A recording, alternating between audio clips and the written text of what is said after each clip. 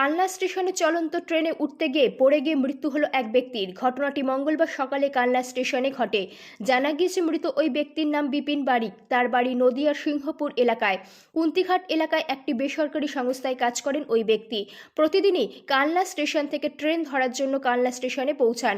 সেই মতো এই দিনও মঙ্গলবার কালনা স্টেশনে ট্রেন ধরার জন্য পৌঁছলে স্টেশন থেকে ট্রেনটি ছেড়ে বেরিয়ে যাচ্ছিল, আর সেই চলন্ত ট্রেনে উঠতে গিয়ে পড়ে গিয়ে মৃত্যু হলো ব্যক্তির। এরপর কালনা জিআরপির পুলিশ আধিকারিকরা মৃতদেহ উদ্ধার করে কালনা মহকুমা হসপিটালে মৃতদেহ ময়না তদন্তের জন্য পাঠায়। ওই ব্যক্তির মঙ্গলবার কালনা মহকুমা হসপিটালে ময়না তদন্ত হবে। রীতা ভট্টাচার্যের রিপোর্ট, সুন্দর বাংলা নিউজ। কি শুনলেন, কি হয়েছে? আমরা বাড়ির পাশ থেকে শুনলাম যে ট্রেন থেকে পড়ে গেছে, দিয়ে সবার মুখে খবর শুনতে শুনতে তারপরে আসলাম। সকালে তো বললাম যে যেও না, যেতে হবে, তাও চলে চলন্ত ট্রেনে উঠতে গেছিল কি? আমি আর বলতে পারবো না।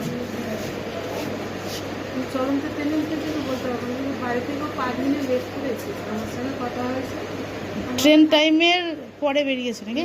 না ট্রেনে আসে তো 7টায়, 5 মিনিট লেট করেছে। আচ্ছা, বাড়ি থেকে আসে 7টার সময়। কিসে কাজ করতেন উনি? কি কোম্পানি? আপনার নাম? আমার নাম তারাবাড়ি। আপনি কি কি শুনলেন? যাওয়াটা সবাই কাঁদছিল, তাই আমি শুনতে পেলাম। আমার কাকারা এসেছিল বলে। কোন কোম্পানিতে কাজ করতেন? Private company? রোজই যাতায়াত করতেন নাকি? এই ট্রেনেই যেত? রেসিডেন্টে যেত, কোনো দিনে 7টাতেও বাড়ি আসতো, কোনো দিনে ওভার ডিউটি হলে রান্না 8টা 10টা।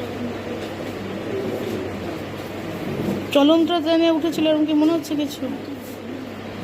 বাড়িতে ছিল, 9টার সময় খবর দিয়েছে।